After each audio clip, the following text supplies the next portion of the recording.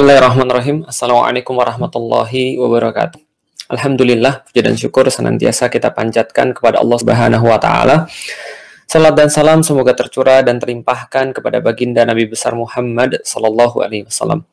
Alhamdulillah, saya mendoakan semoga teman-teman sekalian tetap dalam keadaan sehat walafiat, sehat dan dalam kemampuan untuk senantiasa bisa melakukan ketaatan kepada Allah Subhanahu wa taala, sehat dan juga masih punya semangat untuk bisa mengumpulkan kebaikan demi kebaikan, karena yang dimaksud dengan dua nikmat yang sangat jarang disadari oleh manusia adalah ketika dia punya kesehatan dan waktu luang. Dengan kesehatan dan dengan waktu luang itulah dia bisa untuk mengumpulkan pahala-pahala daripada aktivitas-aktivitas baiknya, daripada amal-amal solehnya, dan semoga semua daripada kita mendapatkan kesehatan dan mendapatkan kesempatan untuk bisa senantiasa beribadah pada Allah Subhanahu wa taala. Salat dan salam semoga tercurah dan terlimpahkan kepada baginda Nabi besar Muhammad sallallahu alaihi wasallam, manusia yang paling mulia. Tentu kekangenan kita kepada beliau sallallahu alaihi wasallam, kerinduan kita kepada beliau sallallahu alaihi wasallam, kita senantiasa untuk ucapkan, kita senantiasa untuk ekspresikan dengan cara bersolawat kepada beliau, Allahumma sholli ala sayyidina Muhammad, dan senantiasa kita juga bersalam kepada beliau, assalamu alayka ya Rasulullah. Dan mudah-mudahan dengan salawat dan salam itu Rasulullah mengenali kita, lalu kemudian memanggil kita dengan nama-nama kita dan mengelompokkan kita sebagai orang-orang yang menjadi umatnya beliau, diakui sebagai umatnya beliau. Baik teman-teman sekalian, sesuai dengan judulnya, alihkan dan simpangkan. Pada hari ini saya ingin membahas sedikit tentang diversion atau distraction. Dan ini adalah segala sesuatu yang pasti akan terus kita dapatkan dalam kehidupan kita sehari-hari. Jadi kalau kita bicara tentang diversion, kita bicara tentang distraction, ini saya pikir adalah halangan utama kita untuk bisa produktif. Dan saya sebagai seorang penulis, masih penulis, walaupun karya saya nggak sebanyak yang lain ya. Tapi ya, alhamdulillah masih seorang penulis ya. Yang saya alami ketika saya menjadi seorang penulis, ada hal yang benar-benar menghalangi saya untuk bisa berproduktivitas, yaitu adalah distraction dan diversion. Apa itu distraction? Distraction itu adalah gangguan-gangguan yang bisa membuat kita tuh ujung-ujungnya nggak jadi untuk melakukan yang harusnya kita lakukan. Sedangkan diversion itu adalah pengalihan, sehingga kita itu merasa bahwa yang kita lakukan tuh benar, tapi ternyata yang kita lakukan tuh tidak benar. Jadi lebih kepada membuat sebuah fata morgana kalau diversion. Jadi ini tujuan yang sebenarnya, tapi kita disuruh ngeliat ke sini. Nah, itu diversion. Distraction itu ketika kita sudah menuju ke tempat yang benar, terus ada banyak gangguan-gangguan sehingga kita nggak bisa nyampe ke sana. Ya kurang lebih sebenarnya semuanya sama sih. Cuman ya saya kasih itu aja, dua aja, diversion dan distraction, alihkan dan simpangkan. Harusnya simpangkan dan alihkan ya whatever lah. Pokoknya teman-teman paham maksud saya. Misal contoh ketika saya pengen menulis. Lalu saya lagi searching nih untuk jadi referensi tulisan.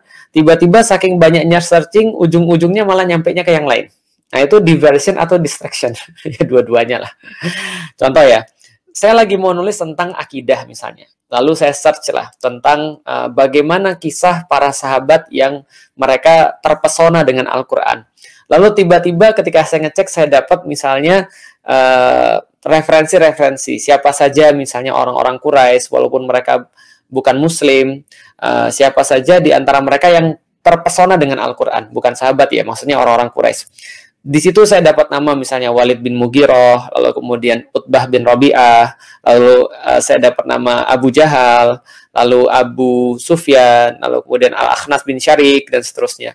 Nah, lalu kemudian satu persatu tuh kemudian kita cek ya, oh Walid bin Mughirah nih kayak apa ya? Utbah bin Rabi'ah tuh kayak apa ya? Oh ternyata kita dapat Walid bin Mughirah tuh cerita gini. Oh menarik ya. Lalu kita dalamin lagi. Lalu kita dapat lagi, oh Utbah bin Rabi'ah tuh siapa ya? Lalu kita dalamin lagi.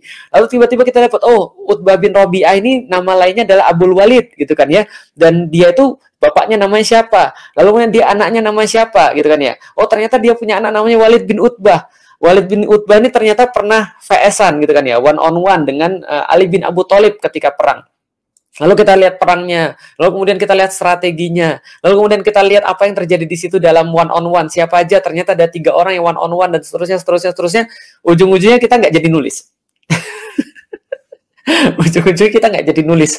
Kenapa? Karena diversion dan distraction. Too much information will kill you, gitu kan ya. Terlalu banyak informasi itu justru membuat kita kadang-kadang nggak jadi untuk melakukan apa yang pengen kita lakukan. Itu adalah ya namanya diversion atau distraction. Ataupun misalnya contoh kayak gini, kita pengen untuk punya niatan ya. Misalnya contoh kita pengen pergi ke satu toko untuk beli HP yang ini. Percayalah bahwasanya sesampai Anda di mall, Anda akan menemukan banyak sekali distraction. Atau ya pokoknya semakin banyak informasi, semakin banyak distraction sebenarnya gitu kan ya. Masuk ke mall ternyata banyak HP-HP gitu kan ya yang baru lagi, lalu ada banyak tab juga dan segala macam. Ujung-ujungnya sampai di sana kita jadi mikir lagi, saya jadi nggak ya beli HP yang merek itu ya? Kayaknya saya bagusnya beli HP yang merek ini aja. Itu distraction.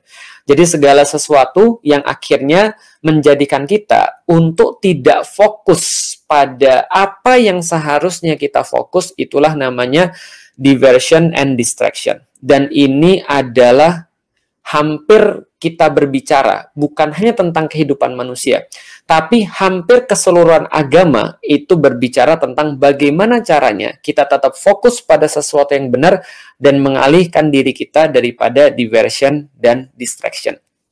Karena itulah Allah Subhanahu wa Ta'ala seringkali menyampaikan di dalam Al-Quran bahwasannya dunia ini kayak sebuah diversion. Jadi kayak sebuah maze, kayak sebuah labirin, kayak sebuah mall yang banyak sekali pajangannya, kayak sebuah tempat yang membingungkan, yang membuat orang-orang yang kalau dia nggak benar-benar punya bekal di dalam kehidupan, benar-benar punya petunjuk, benar-benar tahu apa yang dia cari dan benar-benar tahu apa yang dia inginkan, maka dia pasti akan tersesat. Kalau dia nggak benar-benar tahu, maka Allah menyampaikan dalam banyak ayat, misalnya yang sering kita dengar, wamal hayatud dunya illa mataul ghurur. Dan tidaklah dunia itu kecuali hanya kayak kesenangan yang menipu, kayak sebuah fata morgana. Maksudnya fata morgana itu apa? Ya, kita lihat kayaknya ada. Kita lihat kayaknya benar. Bagi kita itu kayaknya ada betul. Dan ternyata semakin kita dekati, kita semakin kehilangan fakta itu sendiri. Jadi kayaknya penting banget bagi kita. Kayaknya benar banget bagi kita, tapi semakin kita dekati, semakin itu kayak sia-sia. Makanya dikatakan fata morgana. Teman-teman tahu nggak sih, fata morgana itu sering banget membunuh banyak pejalan-pejalan kaki atau orang-orang yang sedang berada di gurun. Kenapa itu bisa terjadi? Ya Allah miswab, tapi penjelasannya adalah sinar matahari itu memantulkan uap-uap air gitu kan ya, yang ada di yang menguap dari bawah itu karena perbedaan suhu yang sangat luar biasa, dan akhirnya mengakibatkan ada ilustrasi-ilustrasi yang hanya ada di dalam kepala kita. Jadi contoh misalnya, ada seorang pengelana atau pengembara yang ada di satu gurun, ketika dia dalam kondisi haus parah, gitu kan ya, dia itu tahu bahwa harusnya dia menempuh jalannya ke sini. Dan dia tahu kalau dia menempuh jalannya ke sini, dia pasti akan sampai ke tempat yang dia tuju. Tujuannya sudah jelas, arahnya sudah dia tahu, pasti. Yang dia nggak tahu mungkin akan nyampe nggak ke kota itu. Tapi fata morgana membuat dia untuk teralihkan dan harus melupakan arah yang sudah dia yakini. Maka ketika harusnya arahnya ke sini, misalnya dia ngelihat ke sini ada kayak apa ya, pohon-pohon gitu ya. Lalu kemudian ada air, lalu kemudian ada orang berenang-berenang gitu ya. Lalu kemudian ada orang lagi dia nyelup ke air lalu kepalanya diangkat, kayak iklan sampo atau apalah gitu. Kayaknya seger banget gitu ya. Dan dia udah kebayang tuh, saya pengen minum banget. Walaupun dia tahu seorang pengembara pro pun yang dia sudah berkali-kali lewat di sana dan dia tahu di situ tidak ada air sama sekali, dia pikir, loh ini ada air ya? Kok saya nggak tahu kalau di situ ada air? Dan dia akan tertarik ke sana, dia akan menginginkan ke sana. tubuhnya itu kayak nggak bisa dikendalikan untuk dia pergi ke sana karena seolah-olah ada air walaupun dia sudah tahu ini jalan yang salah dan dia sudah tahu ini adalah jalan yang benar. Dan kalau dia tetap di jalan yang benar, meskipun dia pingsan pasti ada yang nemuin dia karena itu adalah jalan tempat lalu lalang orang, intinya gitu aja, tapi tetap dia memilih fata morgana. Itulah kemudian yang dikatakan oleh Allah di dalam Al-Quran. Wa mal hayatud dunya. Dan tidaklah kehidupan dunia itu illa mataul ghurur, kecuali hanya seperti fata morgana. Kita merasa bahwa ada sesuatu yang bisa kita raih di sini, ada sesuatu yang menarik di sini, hingga akhirnya kita melupakan tujuan kita yang sebenarnya. Sama seperti yang sering saya ambil sebuah contoh bahwa namanya pengembara itu atau namanya seorang yang sedang berada dalam pengembaraan atau dalam safar, itu dia tuh dia akan harus balik ke tempat asalnya. Sebagaimana kita tuh harus balik ke tempat asalnya. Tapi somehow ada orang-orang yang ketika dia itu safar, yang dia itu pergi merantau, tapi dia lupa jalan pulang. Atau dia lupa bahwa dia harus pulang. Sehingga yang dia kumpulin justru sesuatu yang tidak penting dan tidak berhubungan dengan ketika dia pulang. Nah, ini yang dikatakan dengan orang-orang yang tertipu. Orang-orang yang mereka ditipu oleh dunia. Maka Allah sampaikan itu juga banyak kali di dalam Al-Quran. Kecuali hanya kesenangan yang menipu, mereka itu hanyalah orang-orang yang tertipu, mereka itu hanyalah orang-orang yang lalai, dan seterusnya. Kenapa? Karena mereka termakan oleh diversion. Karena mereka termakan oleh distraction. Dan memang agama ini adalah sesuatu yang menjaga kita agar tetap waras. Agar kita tetap tahu mana yang prioritas dalam kehidupan kita. Maka Allah seringkali kemudian menyampaikan kepada kita dalam ayat yang lain. Misalnya saya bacain. Zuyyina linnasi hubbus syahawati minan nisa wal banin wal qanatiril muqantarati minadz zahabi wal fiddah wal khailil musawwamati wal an'ami wal harth. Jadi Allah sampaikan Zuyyina linnas, bahwasanya dihiaskan bagi manusia itu hubbus syahawati minan nisa. Apa itu maksudnya hubbus syahawati minan nisa? Yaitu adalah rasa senang ketika dia melihat perempuan. Nah, jadi seolah-olah perempuan itu segala-galanya. Dan saya rasa kalau saya diuji dengan hal yang sama, saya juga belum tentu lolos. Artinya kita nggak pernah ngejek orang-orang yang jatuh dalam fitnah perempuan, karena kalau saya secara pribadi pun ya saya juga nggak tahu saya lolos atau nggak ya. Contoh misalnya ada cewek yang menurut saya cantik banget gitu ya, lalu kemudian tiba-tiba dia suka sama saya, lalu kemudian dia bilang, Ustadz saya mau konsultasi, boleh nggak? Oh ya boleh, tapi gimana kalau berdua aja? Wah, kapan lagi nih gitu kan ya. Terus kayaknya ada kesempatan nih gitu kan ya. Lalu kalau gitu kita konsultasinya di mana? Konsultasinya di hotel aja, gimana Ustaz? Misalnya gitu. Saya nggak tahu nih bisa lewat atau enggak. Kalau Allah bisa doain aja. Tapi yang setidaknya, kenapa banyak orang itu jatuh dalam fitnah perempuan? Bahkan dalam kisah-kisah pun kita sudah tahu banyak sekali laki-laki itu yang menang melawan siapapun tapi kalah terhadap perempuan. Kenapa? Zuyyina linnasi hubbus syahawati minan nisa. Itu yang pertama. Jadi dijadikan indah dalam pandangan laki-laki, fitnah terbesar bagi laki-laki yang pertama adalah perempuan. Jadi minan nisa, dari para perempuan. Contoh misalnya 007, coba lihat ya. Film 007. Itu dia bisa kalah loh gara-gara cewek. Batman juga gitu. Seperkasa itu bisa kalah loh gara-gara cewek gitu kan ya. Karena kelemahannya laki-laki dia perempuan. Ketika dia sudah digoda perempuan, udah lupa semuanya. Mau dalil apapun ya kalau sudah tergoda ya lupa. Mau hadis berapapun yang dia hafal ya lupa. Mau dia siapapun dia lupa. Kalau seandainya hubbus syahawatnya itu sudah muncul. Syahwatnya itu sudah muncul. Hubbus syahawati minan nisa wal banin, dan juga pada anak-anak. Banyak orang-orang yang juga nggak mempan ketika dia itu difitnah dengan harta, nggak mempan difitnah dengan wanita, nggak mempan difitnah dengan jabatan, tapi dia kalah dengan anak. Ketika anaknya sudah lahir, dia mulai nggak memperhatikan dakwah, dia mulai kemudian nggak memperhatikan agamanya, tapi sibuk ngurusin anaknya. Wal banin, hubbus syahwati minan nisa wal banin wal qanatiril muqantarah, yaitu adalah harta-harta yang berlimpah luah, minaz zahabi wal fiddah, yaitu daripada golongan emas dan perak, wal khailil musawwamati wal an'ami wal harth, dan juga kuda-kuda pilihan, tunggangan-tunggangan, mobil kalau zaman sekarang itu kan ya. Berapa banyak di antara antum yang antum sebut sultan gitu ya, yang punya koleksi mobil banyak sekali, yang di garasinya itu saya pernah dengar ada yang punya mobil 200-an mobil dan mobilnya semua mahal dan setiap hari harus dihidupin. Padahal dia tahu yang dia bisa naikin setiap hari ya cuma satu gitu ya.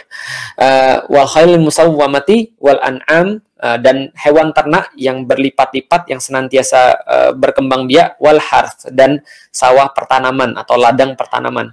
Itu adalah kemudian Allah sampaikan, kalian kira bahwa itu semuanya adalah menarik dan memang dihiaskan bagi mata kalian dan diberikan syahwat pada kalian terhadap perkara-perkara itu. Jadi semua orang yang kalau ngeliat itu pasti ngiler. Mau siapapun ya juga pasti ngiler. Hatta ustadz, iya pasti pengen punya apa namanya tadi nisa wal banin wal qanatiril muqantarati minadz dzahabi wal fiddati wal khailil musawwamati wal an'ami wal hars dan seterusnya dan apapun yang disebut di sana ya pengen pasti dan bukan nggak boleh. Boleh, hanya saja ini cenderung akan dijadikan sebagai sebuah patokan. Ini jadi diversion dan distraction. Makanya Allah kemudian sampaikan seterusnya, zalika mataul hayatid dunya. Dan itulah semua yang disebut dengan mataul hayatid dunya atau mataul gurur tadi, kesenangan yang menipu. Kesenangan iya dan kalian tidak diharamkan, tapi kalau kalian menikmati ini terlalu banyak, maka itu nanti akan merugikan kalian. Zalika mataul hayatid dunya. Itulah tipuan-tipuan dunia. Yang disebut dengan tipuan tuh kayak apa sih? Kalau mungkin dicoba dikit nggak apa-apa. Kalau dicoba dikit mungkin akan nikmat. Kalau dicoba dikit mungkin akan bermanfaat. Tapi bila kita sudah ketagihan, dan ketagihan ini selalu sesuatu yang nggak baik. Ketika kita sudah ketagihan, kita sudah overdosis, kita sudah overacting untuk menikmati itu semua, maka disitulah dikatakan bahwa ada kerugian bagi kita. Maka Allah sampaikan lagi di dalam suratul Kahfi misalnya, yang kita baca setiap pekan, wadrib lahum masalul hayatid dunya kama'in. Sesungguhnya berilah peringatan kepada mereka, berilah perumpamaan kepada mereka, kata Allah, bahwasannya permisalan kehidupan dunia itu seperti air. Air itu juga sama. Ketika kita minum satu teguk atau 2 teguk atau 1 gelas dan kita bagi misalnya 2 liter itu satu hari dalam 8 kali minum misalnya, itu rekomendasinya bukan sih? Kayaknya iya deh. 2 liter per hari dan kita bagi 8 gelas, itu jadinya sesuatu yang sehat. Sesuatu yang baik, sesuatu yang manfaat. Tapi kalau antum nenggak 2 liter sekali aja, pagi-pagi nenggak 2 liter sekali minum dan setelah itu antum nggak minum lagi, itu berbahaya. Itu overdosis, itu overacting. Maka dunia itu diversion dan distraction, kecuali yang bisa memosisikannya secara semula. Allah sampaikan seperti itu, zalika mataul hayatid dunya. Itulah kesemuanya daripada kehidupan dunia yang menipu, kesenangan yang menipu. Dan Allah pungkas dengan wallahu indahu husnul ma'ab. Tapi di sisi Allah itulah kemudian sebuah husnul ma'ab, tempat kembali yang paling baik. Maka kemudian kita selalu sampaikan, balikan dong dengan Allah.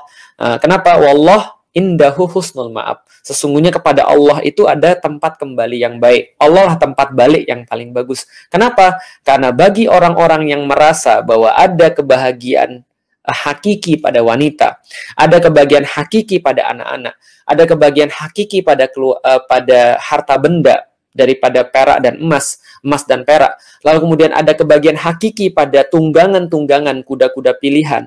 Ada kebahagiaan hakiki pada hewan ternak ataupun ladang pertanaman, maka semuanya itu adalah sesuatu yang melalaikan kalau itu tidak dimanfaatkan secara setakarnya, sekadarnya, yaitu adalah sesuai dengan kadar yang diberikan oleh Allah Subhanahu wa Ta'ala.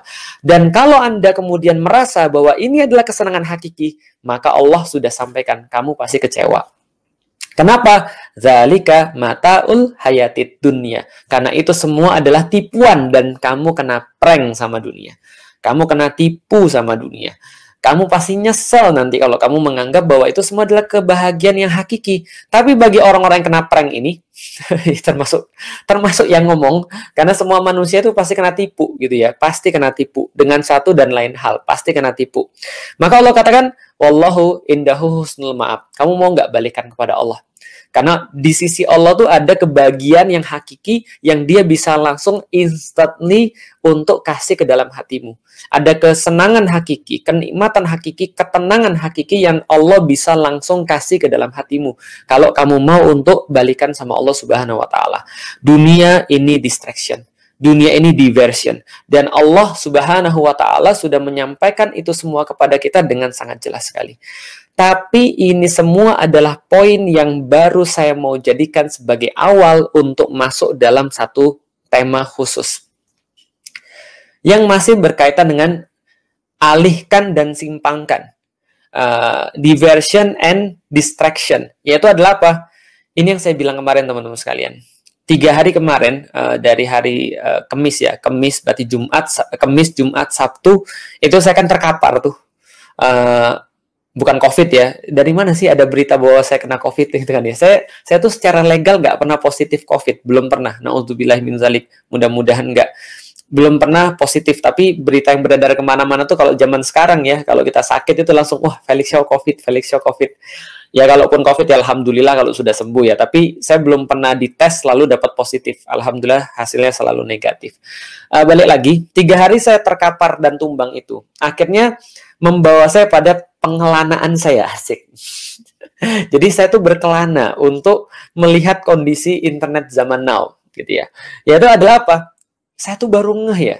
Ternyata zaman sekarang tuh orang-orang gila itu bisa terkenal ya. Jadi kesimpulan saya tuh kalau mau jadi orang tuh jangan nanggung. Either Anda itu sangat pintar dan sangat jenius gitu kan ya. Bahasa Jepangnya tensai gitu ya. Tensai itu apa ya? Bahasa Inggrisnya itu ya genius gitu ya. Bahasa Inggris jenius apa sih? Ya itulah pokoknya. Entah Anda itu mau jadi jenius banget atau Anda jadi idiot banget. Atau Anda jadi bodoh banget. Atau Anda jadi benar-benar gila banget. Dan kita nggak ngitung apakah Anda itu pintar banget secara pura-pura ataupun ya sebaliknya idiot banget secara pura-pura. Zaman sekarang orang-orang kayak gitu bisa terkenal. Jadi contoh ya kalau yang jenius banget contohnya ya Ustadz Adi Hidayat itu contohnya itu jenius banget gitu ya. Oh itu udah jelas lah dikenal orang gitu kan ya. Masya Allah ngomong sama beliau itu beliau punya pengetahuan yang sangat luas gitu ya. Nyambung semuanya, bisa menjelaskan dengan sangat detail sekali gitu ya. Sehingga beliau bermanfaat buat orang banyak. Beliau sangat dinanti-nantikan oleh orang-orang. Tapi sebaliknya, ada orang-orang yang ngomongnya juga aneh-aneh. Itu juga ternyata sekarang terkenal. Saya juga baru ngeh, ada beberapa nama yang ada di kepala saya yang saya pikir nggak usah saya sebutkan. Ya, tapi ya gitu. Saya yakin Anda pasti tahu, ngomongnya sembarang gitu kan ya, ngomongnya sesukanya, ngomongnya nggak nyambung, halusinasi tingkat dewa gitu kan ya, dengan kata-kata dan pilihan-pilihan istilah yang membagongkan gitu ya. Tapi toh banyak viewersnya, tapi toh banyak penggemarnya, tapi toh banyak sekali orang-orang yang mengikuti. Dan tidak hanya berhenti sampai di situ, tapi ada orang-orang yang juga terlihat pintar, tapi padahal tidak. Nah, jadi either kita memang mau jadi orang-orang yang pintar banget, walaupun itu adalah rekaan ataupun benar-benar pintar, ataukah kita mau jadi kayak bodoh banget. Dan itu mau rekaan maupun beneran, orang nggak peduli. Yang penting orang pengen ngelihat yang kayak gitu. Ternyata yang kayak gini pun juga banyak sekali ada di negeri kita dan disukai. Saya tuh mau apa ya? Saya menikmati sih. Bukan. Jadi gini. Sebagaimana orang-orang biasa, saya tuh juga penasaran dan akhirnya kemudian ngeklik dan nonton. Dan akhirnya saya ngerti, oh iya, di balik semua ini ada sebuah keinginan daripada diri kita, dan saya rasa mungkin ada di orang-orang Indonesia juga dan ada orang-orang di seluruh dunia. We feel better if someone is worse than us. Jadi kita tuh merasa bahwa kita itu lebih baik kalau ada orang yang lebih jelek daripada kita. Jadi kita tuh seneng ngeliatin orang-orang yang lebih jelek daripada kita, cuma supaya membuat kita lebih baik gitu. Salah nggak sih? Jahat banget saya kelihatannya ya. Tapi ini ternyata yang terjadi. Ada orang-orang model-model kayak gini dan mereka terkenal, mereka diundang kemana-mana cuma untuk menunjukkan tentang keanehan, keparahan, dalam tanda kutip ya, keenggak mikiran mereka gitu loh maksudnya, dan kehaluan mereka.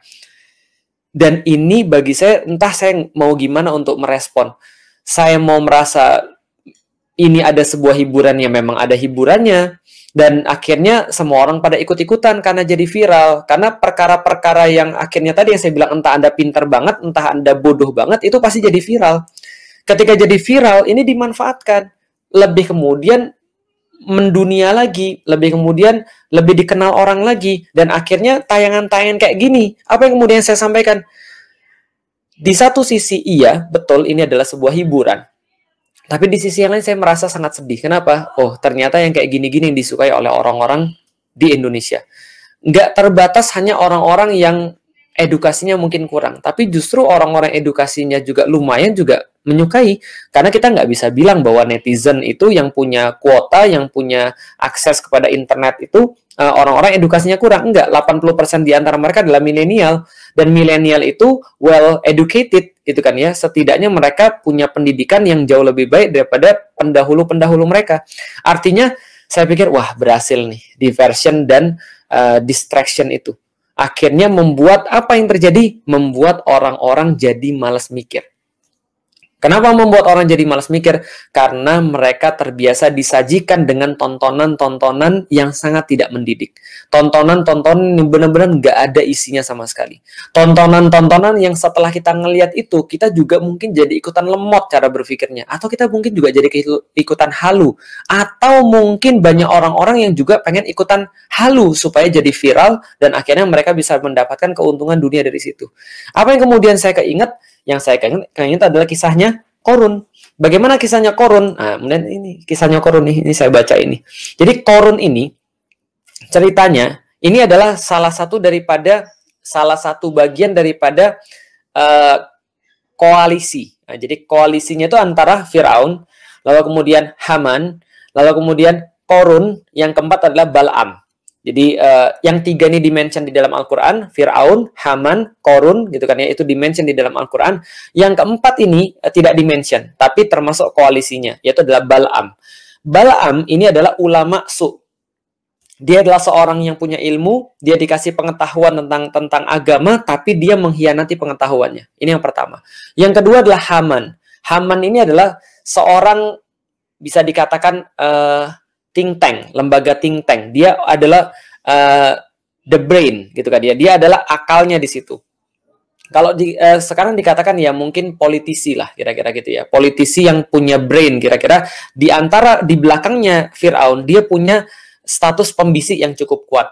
Yang ketiga adalah Fir'aun, penguasa-penguasa yang zalim, penguasa zalim, dia mewakili penguasa yang zalim. Yang keempat adalah Qorun. Nah, Qorun ini mewakili kapitalis sejati, mewakili orang-orang yang punya duit. Dan tugas mereka, itu mereka berbagi-bagi tugas. Firaun yang muncul di depan, Haman yang ada di belakang dan menyediakan tentang data, lalu menyediakan tentang strategi dan segala macam. Haman menyediakan semuanya itu, lalu dieksekusi sama Firaun, lalu dia punya tangan ulama atau tangan agama lewat Bal'am bin Baura ini. Lalu kemudian dia punya buzzer. Nah ini menarik. Dia punya buzzer. Dia punya orang yang terlibat untuk bisa melakukan diversion dan distraction. Namanya Qorun. Nah, coba lihat ya. Jadi, Qorun ini diberikan harta banyak sekali.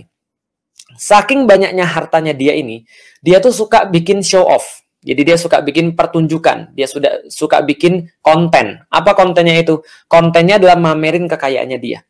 Mamerin apa yang dia punya. Maka kemudian disampaikan di dalam Al-Quran, ini ada dalam surat apa ya? Surat Qasas ya, ayat ke-79 Allah sampaikan fa kharaja ala qaumihi fi zinatihi. Dan kemudian Qorun ini keluar kepada kaumnya dengan zinah-zinahnya, dengan harta-harta dan perhiasan-perhiasannya. Lalu kemudian qala allazina yuridunal hayatad dunya, maka berkatalah orang-orang, sehingga berkatalah orang-orang yang dilewatin dengan hartanya yang besar itu, banyak itu, yang kabarnya itu hartanya itu kalau dia bawa tuh lagi pawai hartanya itu ada orang-orang yang bodybuilder gitu ya.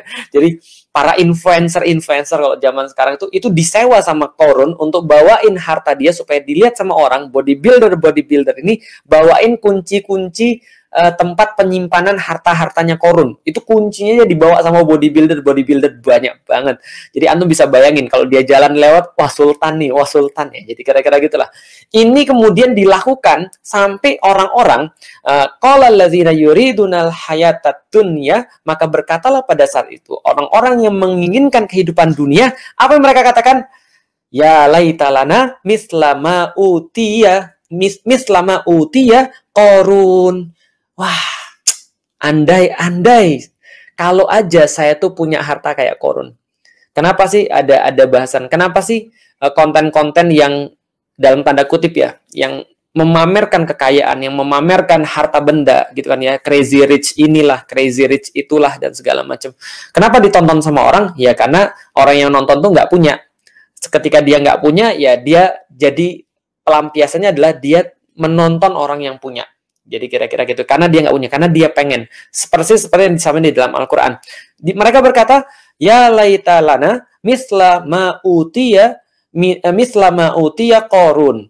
Innahu lazu hazin azim. Sesungguh, enak banget ya.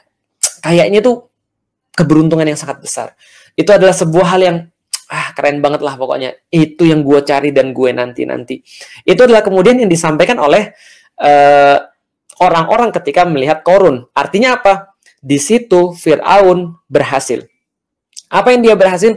Mendistract manusia daripada apa yang harusnya mereka lakukan. Siapa yang nonton itu pertanyaannya? Yang nonton itu adalah orang-orang Bani Israel yang mereka sedang diambil hartanya, yang mereka sedang dimiskinkan, yang mereka sedang dizolimi, yang mereka sedang disakiti, bahkan dibunuhi anak-anak mereka, tapi mereka pengen seperti yang menjajah mereka, seperti yang menzolimi mereka. Mereka pengen seperti orang-orang yang yaitu melakukan semua kejahatan itu. Kenapa? Karena mereka tertipu oleh dunia. Distraction, diversion. Sehingga mereka akhirnya lupa apa tujuan mereka. Dalam ayat berikutnya kemudian Allah sampaikan, diingatkan oleh orang-orang yang beriman, itu cuma tipuan belaka, kalian jangan ikut-ikutan. Tapi mereka nggak mau. Kenapa? Karena mereka sudah terdistract dan terdivers. Karena mereka nggak tahu lagi, kami ini maunya kemana. Maka mereka ketika disembelih anaknya di depan mereka, ya udah nggak apa-apa. Kenapa? Sudah teralihkan, sudah terdistract. Dan saya khawatir betul ini yang terjadi pada saat ini. Saya khawatir betul. Banyak banget hal-hal yang benar-benar nggak bermanfaat. Antum klik misalnya contoh di YouTube, antum dapat tayangan-tayangan. Saya nggak bilang bahwa tayangan saya ini mendidik, nggak. Tapi saya tahu bahwa apapun yang teman-teman lihat daripada apa yang saya bilang tadi, orang-orang yang benar-benar nggak punya ilmu, mohon maaf, yang benar-benar mereka itu bahkan cuma halu, yang mereka itu kemudian ngomong sesuatu yang nggak jelas, ini justru dijadikan sebagai mainstream tontonan. Sehingga orang tuh nggak ngerti lagi, apa yang harusnya saya pikirin, apa yang benar-benar wajib saya pikirin, apa yang harus saya lakukan. Dan mereka nggak merasa bahwa menghabiskan waktu di pembicaraan-pembicaraan yang kayak gini adalah sesuatu yang wasting banget dalam kehidupan mereka. Mereka jejeli kepala mereka dengan waste, dengan garbage, dengan sesuatu yang nggak bermanfaat dan sesuatu yang benar-benar nggak punya korelasi dengan kehidupan mereka. Apalagi dengan agama mereka. Ini yang benar-benar mengkhawatirkan. Kenapa mengkhawatirkan? Karena Rasulullah Shallallahu Alaihi Wasallam memperingatkan kepada kita. Menjelang nanti hari kiamat, ketika menjelang Dajjal, itu ada muncul orang-orang kayak gitu. Ada muncul orang-orang yang kemudian yang benar dianggap salah, gitu ya. Orang benar tapi dibully sehingga dia seolah-olah salah. Orang yang salah kemudian di-endorse seolah-olah dia benar. Muncul kemudian orang-orang yang tidak ahli berbicara tentang masalah itu. Lalu kemudian orang-orang bodoh berbicara tentang agama. Orang-orang yang kemudian nggak ngerti apa-apa mengurusi urusan rakyat dan seterusnya. Itu sampaikan oleh Rasulullah Sallallahu Alaihi Wasallam. Dan Rasulullah mengingatkan, ada orang-orang yang benar-benar jauh dari tempat saya nanti di Yaumil Qiyamah. Siapa mereka? Orang-orang sombong, orang-orang yang kemudian banyak maksiat, dan orang-orang yang banyak berbicara.